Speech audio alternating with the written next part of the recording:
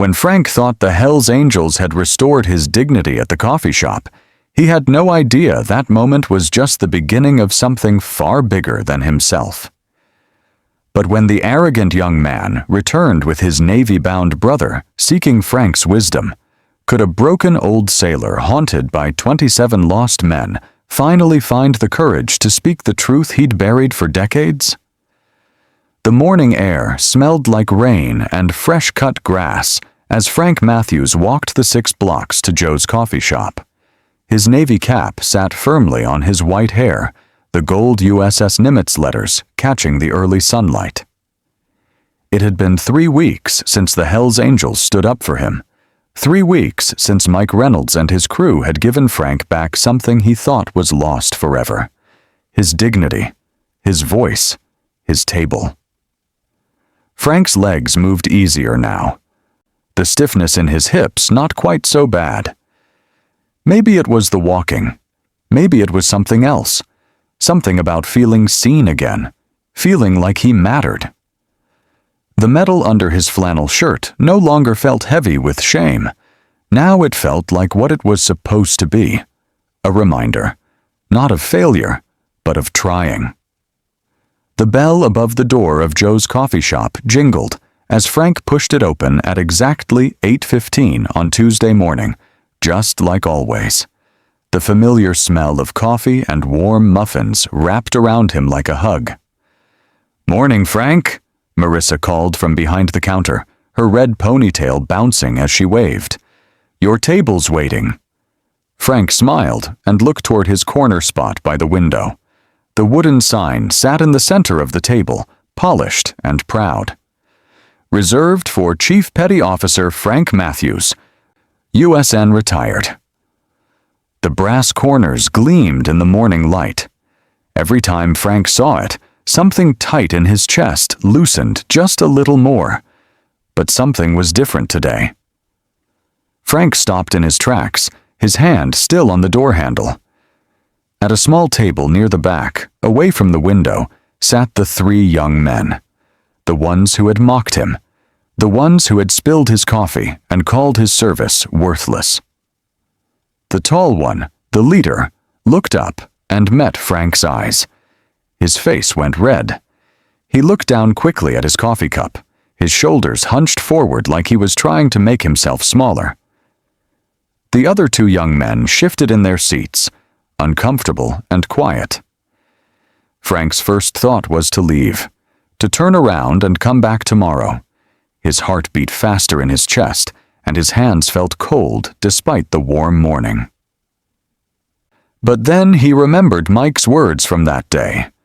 Good men come in all kinds of packages. Frank took a deep breath and walked to his table. "1 black coffee, no sugar, in your blue mug," Marissa said, appearing at his side almost instantly. She shot a quick glance at the young men, then back to Frank. "You okay?" "I'm fine, dear," Frank said, sitting down in his chair. The wood creaked in that familiar way. His thumb found the chip on the table's edge. That old friend. "How's Tommy doing?" "Got another A," Marissa beamed. "He's writing an essay now about the typhoon you told him about. Wants to be a rescue swimmer when he grows up." Frank felt warmth spread through him. Better than any coffee. "That's a good boy you're raising." As Marissa walked away, Frank opened his newspaper, but he couldn't focus on the words. He could feel the young men watching him, could sense their discomfort like a living thing in the room. The tall one kept glancing over, then looking away. His leg bounced under the table, nervous energy radiating from him. The bell jingled again. Frank looked up to see a young man in a crisp Navy uniform walk through the door. The dress whites were so new, they practically glowed. The young sailor couldn't have been more than 19 years old. His face was smooth and unlined, his eyes bright with excitement and fear mixed together. The tall young man from the back table stood up quickly, knocking his chair back a bit. "Danny," he called out, waving. The young sailor smiled and walked to the back table. As he got closer, Frank could see the resemblance. Brothers. They had the same nose, the same way of holding their shoulders. The tall young man, the one who had been so cruel 3 weeks ago, put his arm around the sailor and hugged him tight. When they pulled apart, Frank saw tears in the older brother's eyes. "Your uniform looks great," the tall one said, his voice thick with emotion. "Dad would be so proud." Frank's chest tightened. He thought of his own son, Michael, in his Navy uniform. The last time he saw him before Afghanistan, before the helicopter went down, before the flag arrived at Frank's door, folded into a perfect triangle. The young sailor sat down with his brother and the other 2 men. They ordered coffee and talked in low voices. Frank tried not to listen, but the coffee shop was filling up and sound carried. He heard words like boot camp and deployment, and scared. He heard the sailor's voice crack when he said, "I don't know if I'm ready." Frank's fingers touched the edge of his newspaper, but he wasn't reading anymore. He was remembering. Michael at 19, sitting at the kitchen table in his new uniform, asking the same questions. What if I mess up? What if I'm not brave enough? And Frank had told him, courage isn't not being scared. Courage is being scared and doing it anyway. The coffee shop was busier than usual now. Frank noticed more people than normal for a Tuesday morning. A few of them nodded at him with respect as they passed his table. An older woman stopped and said, "Thank you for your service, Chief."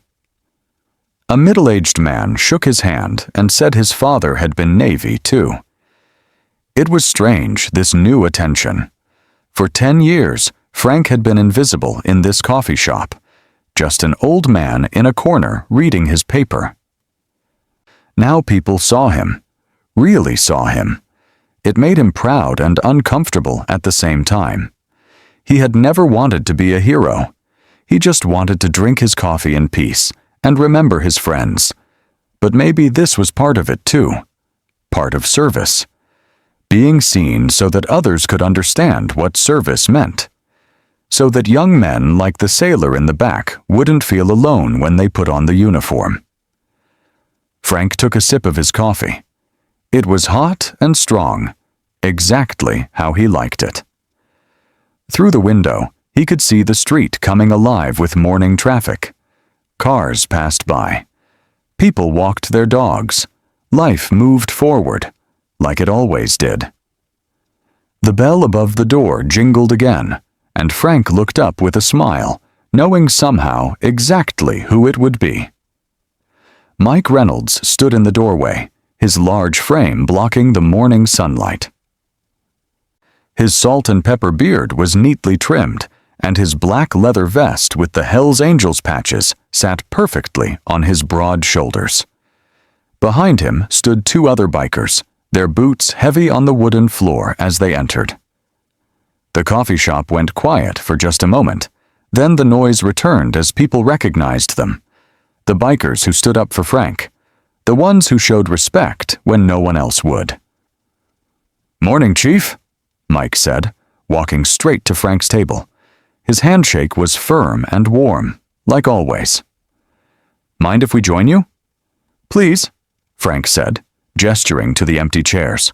"Always room for friends." The bikers sat down, and Marissa brought over 3 more mugs of black coffee without being asked. She knew the routine now. Every Tuesday, Mike and a few of his crew showed up to have coffee with Frank. To hear his stories, to share their own. It had become something Frank looked forward to more than he wanted to admit. "Got something I want to talk to you about," Mike said, pulling a folded piece of paper from his vest pocket. He smoothed it out on the table between them. It was a flyer. Veterans Hall is doing a memorial ceremony 2 weeks from Saturday, honoring fallen sailors. They asked if I knew anyone who might want to speak. Mike looked directly into Frank's eyes. I told them I knew the perfect man." Frank's coffee cup stopped halfway to his mouth. His hand trembled slightly, making tiny ripples across the dark liquid. "Speak? In front of people?" "About 100 veterans and their families," Mike said. "Maybe some from the community too. The mayor might come." He tapped the flyer with one thick finger. "They want someone who really knows what it means to lose brothers in service, someone who carries those names in his heart." Frank set his cup down carefully. 27 names. He carried them all. Jackson, Rodriguez, Chen, Williams, O'Brien. He could recite them in his sleep. Did recite them in his sleep when the nightmares came. "I don't know if I can," Frank said quietly. "Dad always said the hardest stories are the ones that need telling most," Mike replied. His voice was gentle now, not the rough command he'd used with the young men who mocked Frank. "You've been carrying this alone too long, Chief." Before Frank could answer, a shadow fell across their table. Frank looked up to see the tall young man from the back table standing there, nervous and pale. Next to him stood the young sailor in the bright white uniform. Up close, Frank could see the boy's name tag. "Martinez." "Sir," the tall young man said. His voice was different than before, quieter, respectful. "I'm Jason Martinez. This is my brother Danny. He ships out to boot camp on Friday." Jason's hands were shaking. "I know I have no right to ask anything of you after what I did, but Danny wanted to meet you, to ask you something." Frank studied the young sailor's face. 19, maybe 20 years old. The same age Michael had been. The same nervous energy.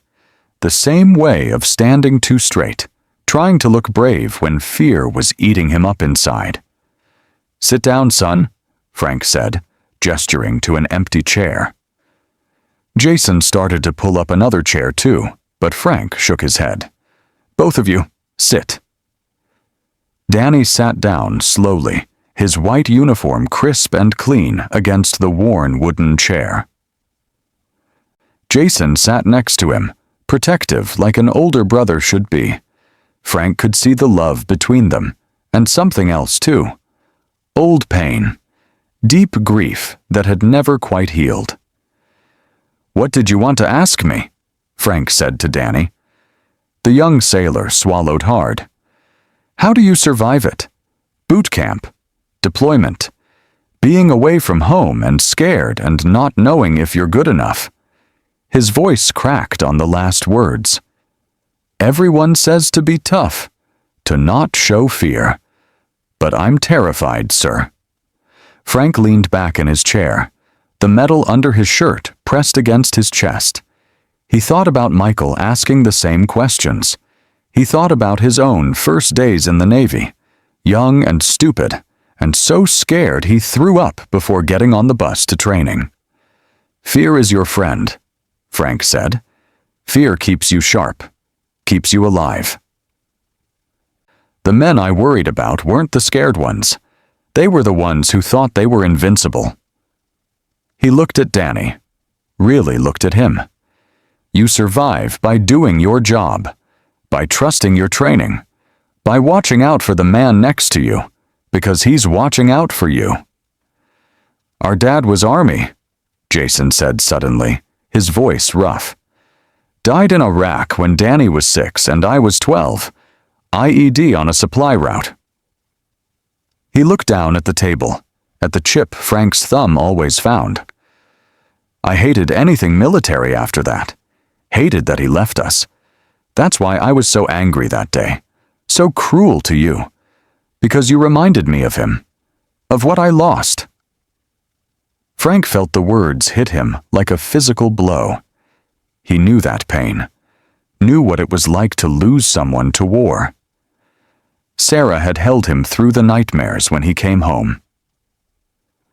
Had understood when he woke up screaming. But after Michael died, there was no one to hold Frank through his nightmares anymore. "Your father didn't leave you," Frank said firmly. He died serving something bigger than himself. That's different. He reached across the table and put his hand on Jason's arm. And you didn't lose him. He's right here, in your brother's choice to serve. In the man you're becoming by facing your pain instead of running from it. Jason's eyes filled with tears. He nodded, but couldn't speak. Mike cleared his throat. Jason came to our last veterans meeting, he said, trying to understand his dad, trying to make peace with what happened. He looked at Frank. That's why I want you to speak at the ceremony, Chief, because men like Jason need to hear from men like you. Need to know that the grief and the guilt and the weight of it all is something we all carry, together. Frank looked around the table, at Mike with his rough exterior and kind heart, at Jason, broken and trying to heal, at Danny, scared and brave at the same time, all of them carrying something heavy, all of them needing to set it down, even just for a moment. I've never talked about it publicly, Frank said. The typhoon, the men I lost, my son. His voice was barely a whisper now. I don't know if I can.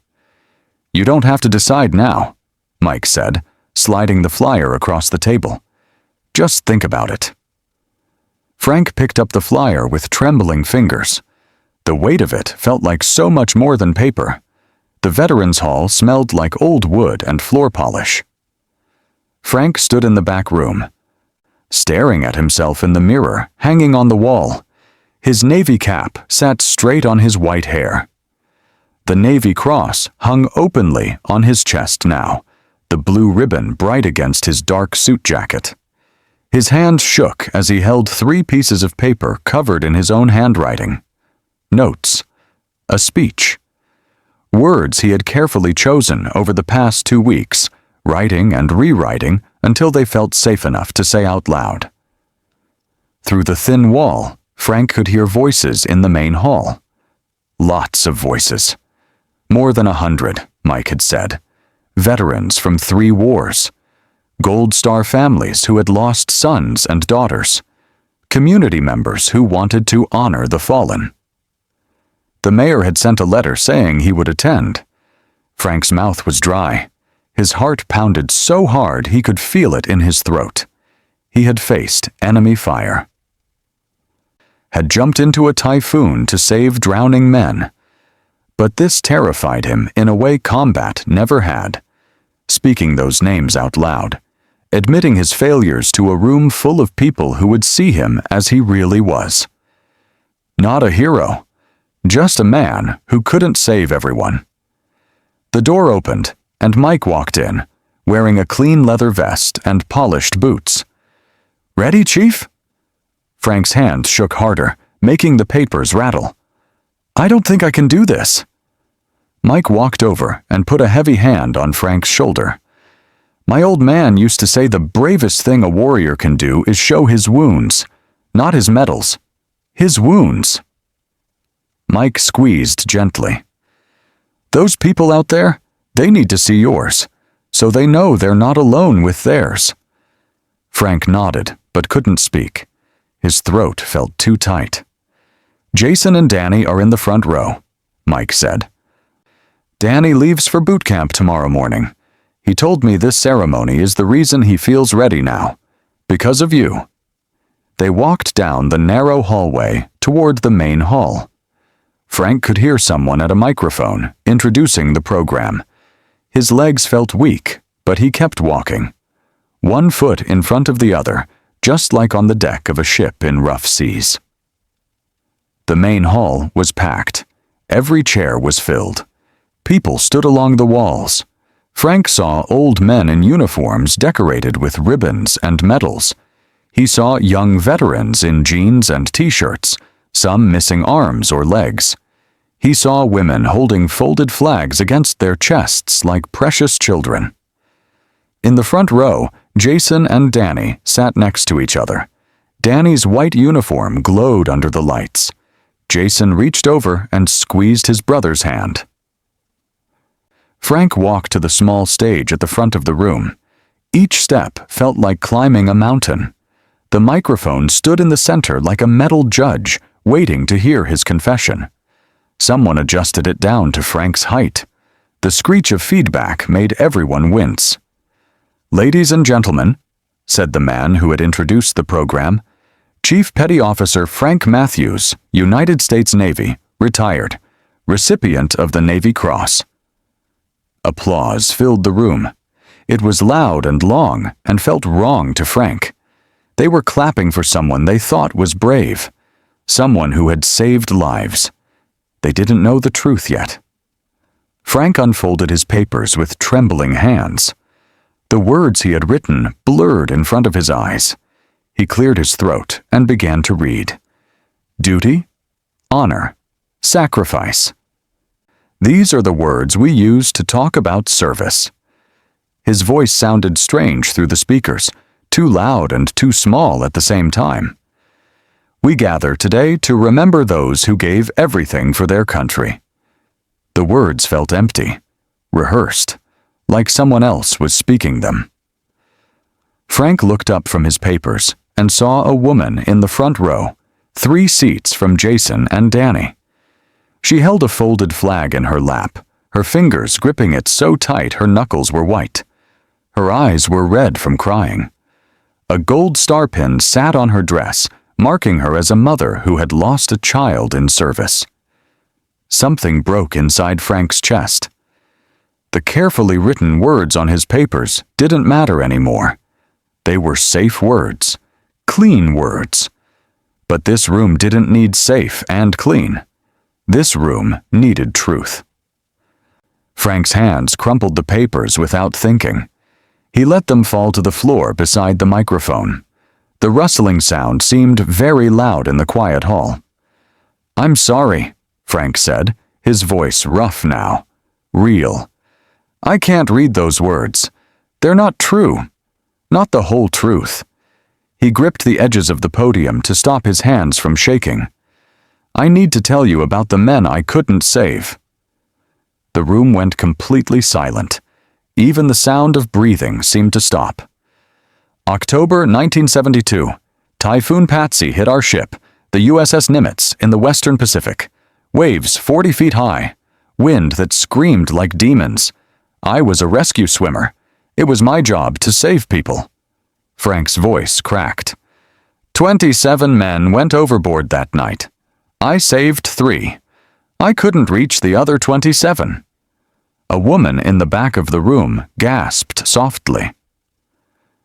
Frank could hear someone crying.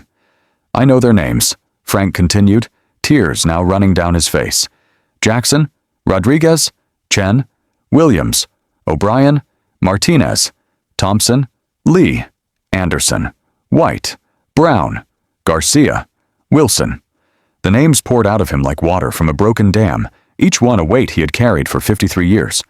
Taylor, Moore, Martin, Jackson, Davis, Miller, Johnson, Smith, Jones, Campbell, Phillips, Evans, Turner, Parker, Cooper.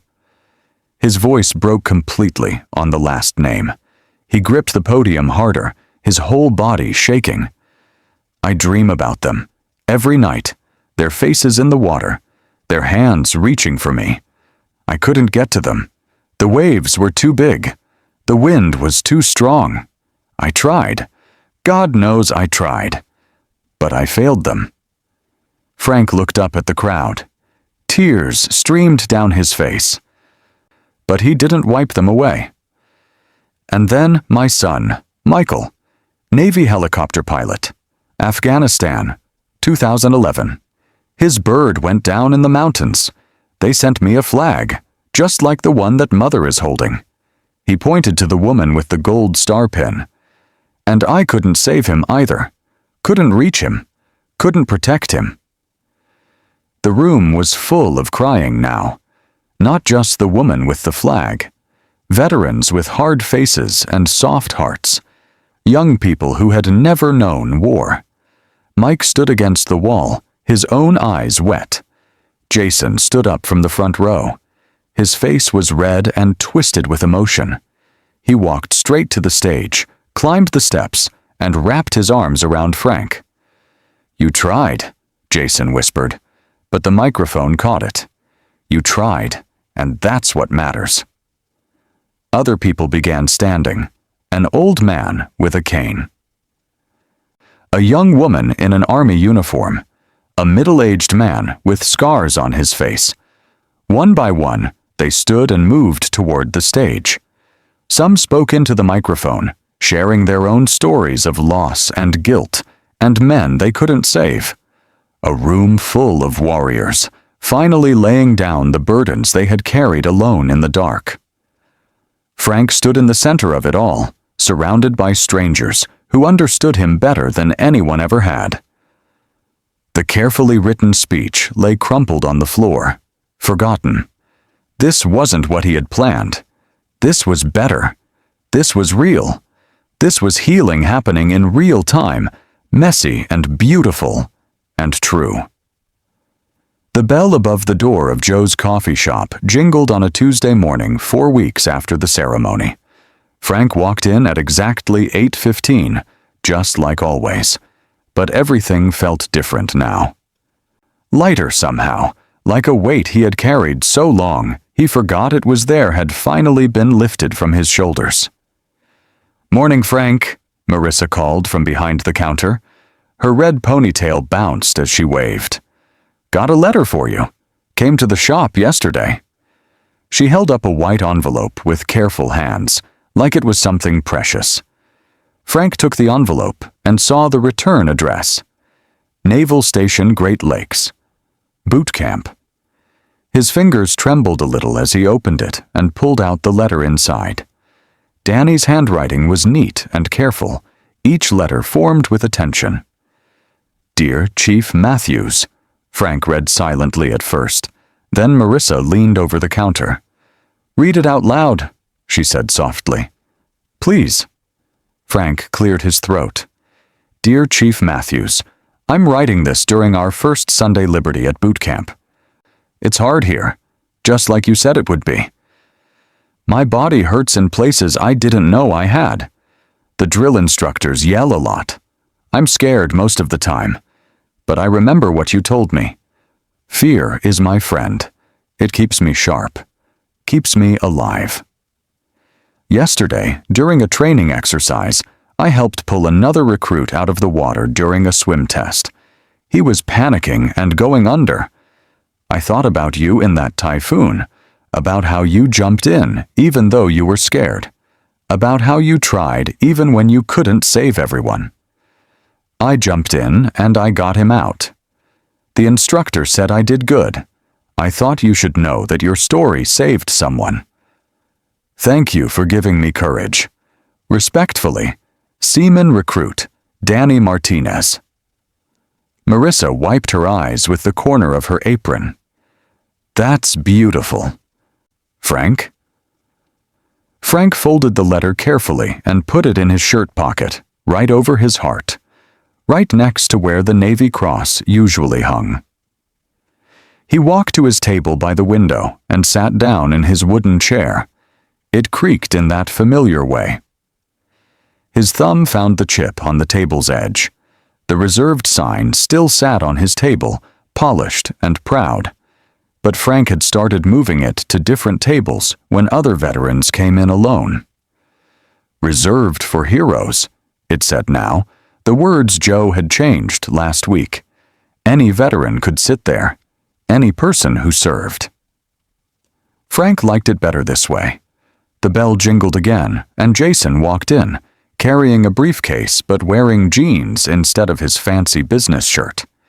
He had quit his job at the investment firm 2 weeks ago, started volunteering at the Veteran Support Center downtown, helping families navigate benefits and grief counseling. His face looked different now. Older, maybe, but more at peace. "Morning, Chief," Jason said, sitting down across from Frank without asking. That was okay. They were friends now. Real friends. "Got something to show you." He opened his briefcase and pulled out a photo in a wooden frame. The picture showed a young soldier in desert camouflage, smiling at the camera. He had Jason's nose and Danny's eyes. "Found this in my mom's attic. My dad, 2 weeks before he died. I'm getting it framed for Danny. Thought he should have it when he comes home from boot camp." Frank looked at the photo and saw himself. Saw Michael. Saw all the young men who went to war and never came back. "Your father would be proud of both his sons," Frank said. "One serving in uniform. One serving those who served. Both kinds of service matter." The coffee shop was filling up with the morning crowd now. Frank noticed something he had started seeing more and more lately.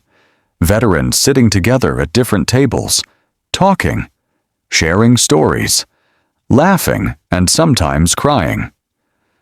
The coffee shop had become something more than just a place to drink coffee. It had become a sanctuary, a safe place where warriors could be honest about their wounds. Mike Reynolds walked in with 2 other bikers. They waved at Frank and went to the counter to order. On the wall behind the counter, something new hung in a place of honor. A photo collage that Joe had put up after the ceremony. The center photo showed Frank's old crew from the Nimitz, 18 men standing proud on the deck. Around it were other photos. Mike's father on the USS Constellation. Jason's father in his Army uniform, Joe's unit from the Gulf War, faces of men and women who had served, some still alive, some gone, all remembered. Underneath the collage, Joe had mounted a small plaque. It read, "In memory of all who served, in honor of all who carry their stories, no veteran sits alone here." The bell jingled again. Frank looked up and felt his breath catch in his throat. An elderly man stood in the doorway, hesitant and unsure. He wore a faded army cap with Vietnam patches on it. His shoulders were hunched forward, like he was trying to make himself invisible. His eyes moved around the coffee shop, looking for a corner where he could hide. Frank recognized that posture, that look. He had worn it himself for 10 years, sitting at his table, reading his paper, trying not to be seen. Carrying his guilt and grief alone because he thought no one would understand. Frank stood up slowly. His legs were stronger now from all the walking he had been doing, from the charity rides with the bikers, from the visits to the Veterans Hall to talk with young service members. His body felt younger than it had in years, even though the calendar said he was still 78 years old. He walked across the coffee shop, his footsteps steady and sure. The old Army veteran watched him approach with wary eyes, like a wounded animal expecting more pain. "Morning," Frank said, extending his hand. "I'm Frank Matthews, Navy, 22 years, Chief Petty Officer." The old soldier took his hand slowly. His grip was weak and uncertain. "Robert Chen, Army, 1st Infantry, Vietnam." His voice was rough from not being used much. Frank smiled and put his other hand on Robert's shoulder. "There's always room at my table," he said, gesturing toward the corner by the window. "Coffee's good here, and the company's even better. We've all got stories. We've all got scars, and none of us have to carry them alone anymore." Robert's eyes filled with tears. He nodded, unable to speak. Frank led him to the table where Jason was still sitting. Mike and the bikers came over with their coffee. Marissa brought an extra blue mug without being asked. More chairs appeared around the table, pulled up by other veterans who understood what this moment meant. As Robert sat down, surrounded by strangers who were already becoming friends, Frank looked around the coffee shop. The morning sun streamed through the windows, making the wooden floors glow golden. The smell of fresh coffee and warm muffins filled the air. The sound of voices talking and laughing created a gentle music that felt like home. Frank touched the letter in his pocket from Danny. thought about the 27 names he would always carry, thought about Michael and Sarah and all the people he had loved and lost. The pain was still there. It would always be there. But now it was shared, divided among many shoulders instead of weighing down just one. He sat down at the table and picked up his blue mug. The coffee was hot and strong, exactly how he liked it. Around him, men who had seen the worst of humanity shared the best of themselves. Warriors finding peace not by forgetting their battles, but by remembering them together. The reserved sign caught the morning light, its brass corners gleaming. But Frank wasn't sitting alone anymore. None of them were, and that made all the difference. Through the window, Frank could see people walking by on the street, cars passing, dogs being walked, life moving forward like it always did.